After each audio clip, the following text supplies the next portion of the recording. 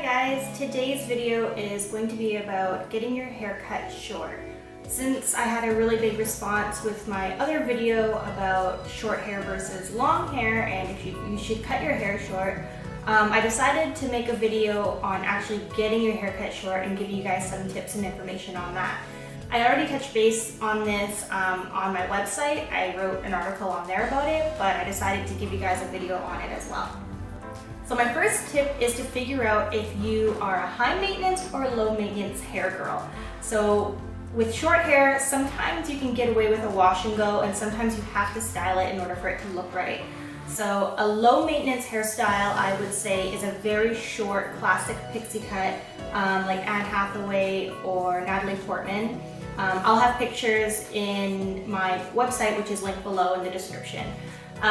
Their hair, you basically can get some like wax or something and just a little bit to put some texture into it, and that's basically all you have to do. A higher maintenance hairstyle, it really depends on your hair texture and the way your hair grows and things like that. For me, when I had my long pixie, which I pretty much have now, I used to have an undercut, as you saw in my previous videos. So that's growing out now, and it's kind of a long pixie because I'm not sure where I want to go with this hair, but that's a whole other story. When my hair is longer like this, I feel like I have to put a lot more effort into it. Otherwise, it looks like a mess, especially since it's this hair color. You can't really see the layers or texture in it. So for me, a long pixie haircut needs a little bit more effort and styling. So tip number 2 is you need to figure out how short you want the haircut to be. Again, referencing Natalie Portman and Anne Hathaway, they have that super short, twiggy, classic pixie cut, and that's very, very short. Another super short haircut would be like the Miley Cyrus undercut, where the sides are all pretty much shaved down, but then there is some length to play with on the top. With short haircuts, there's so many variations. It doesn't have to necessarily mean a pixie cut. It could also mean a bob. So if it's your first time getting your hair cut short, I totally would recommend starting off slowly, just so there's not such a big, huge shock factor, and just in case you realize you're not a short haired type of girl. Personally, I've always wanted short hair, but I was too nervous. So over time, I had a bob, and it just got shorter and shorter and shorter until I was comfortable with it. And yeah, you need to figure out the length that you're comfortable with, and if you're daring, just go straight for the cut that you want to do. But again, I advise you, if it's your first time going short, start slowly. So while we're on the topic of the length, there are so many different lengths of short hair. It doesn't necessarily have to mean a pixie cut or an undercut.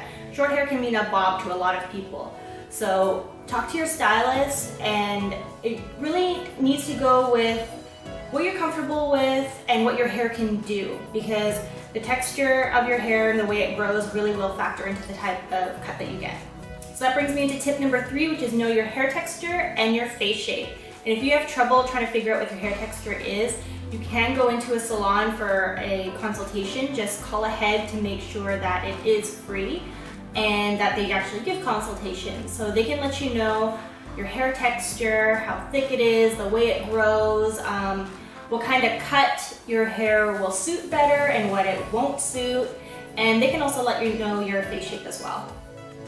If you already know all that information about your hair and your face shape, you can go ahead and Google celebrities that have similar hair textures to you or a similar face shape to you, so you can kind of get an idea of what hairstyles may suit you as well. So number 4 is to cover all angles. And with that, I mean when you find a haircut online, try to find as many examples as possible from the front, left, right, and the back of the hairstyle.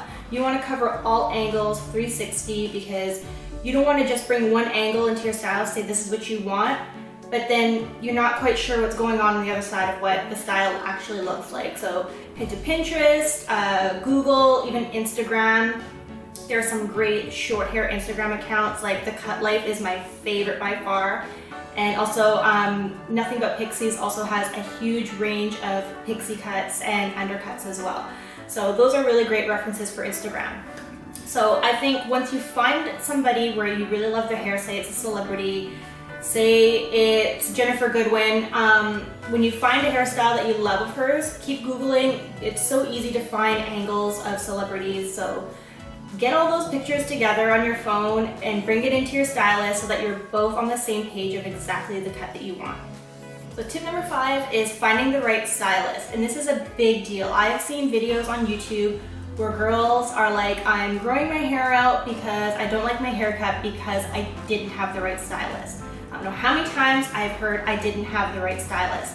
I think absolutely almost everybody can suit short hair. You just have to have the right cut, and your stylist should know exactly what'll look right for you and not right on you.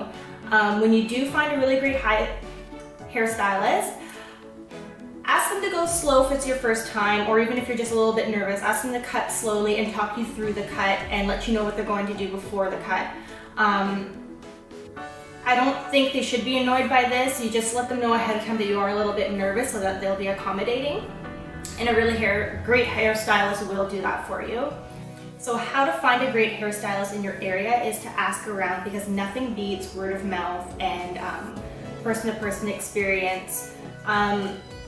For me, if you're in Vancouver, my hairstylist is Kimiko, and she's at Brush Salon. So I recommend her because she is a stylist behind all of my short hairstyles since May 2013. She is the only girl that I let touch my hair. She's the only person that I trust with my hair. Yeah, so ask around, ask friends, put up a post on Facebook saying that you're looking to cut your hair short, and if anybody can recommend someone who's really great at it. If anybody does throw out some names to you, look them up on Facebook to see if they have a Facebook page where you can see their work, or on Instagram to see if they have any pictures of their work from their portfolios or before and after photos and things like that. I really recommend that you go with somebody who does have a lot of experience cutting short hair, because they know what they're doing and they know how to make you feel confident and comfortable while you're getting your hair cut. So another way to look for hairstylists is, of course, just to Google. Look at Yelp, Google the salon and the reviews. Some salons will have really great reviews, but you don't know what stylists they're talking about specifically. So if you, like I said, if you do find a stylist name, Google them and see what pops up and see if you're able to see their work. So tip number 6 is to prepare yourself. I'm not trying to be overly dramatic about it, but you know, some people, their hair means a lot to them, especially if they've always had it long and all of a sudden they're gonna cut it off. It can be a shock. For me, I first cut my hair short almost maybe 8 years ago, 7 or 8 years ago. And my hair was to my actual waist, like my hip bone. And I cut it to just a little bit longer than this. So that was my most dramatic cut ever. And I wasn't scared, I wasn't upset, it was time for me. I felt it was time. Yeah, prepare yourself. There are gonna be days when you miss your long hair and you're gonna get upset and you're gonna regret it. And I will say, usually when I get the regret feeling, it's usually because I don't know what to do with my hair. So another way to prepare yourself is that you're gonna have to style it. You're gonna have to make it go into the style that you want. Like for instance, my hair, when it's long, it's used to being parted on the side or the middle, and it just has its way of growing and falling.